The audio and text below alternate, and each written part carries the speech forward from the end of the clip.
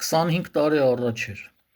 զբոսնում էի այգում, ինձ մոտեցավ մի Եհովայի վկա երիտասարդ և սկսեց քարոզել, մի քիչ խոսք ու զրույցից հետո իր մոտ տպավորություն ստեղծվեց, թե ինձ համոզել է,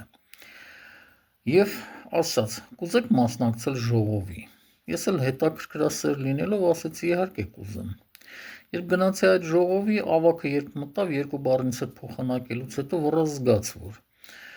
իզուր են ինձ կանչել, նույնիսկ նկատողություն արեցին այդ երիտասարդին,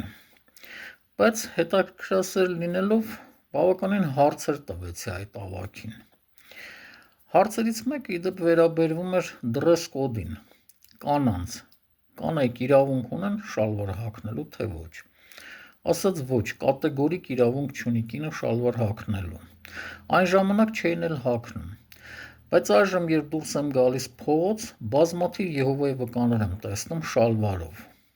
անցել է ընդամենը 25 տարի,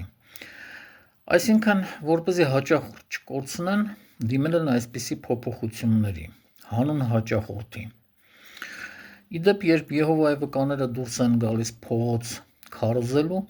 այդ գործընթացը կոչվում է դաշտային աշխատանք,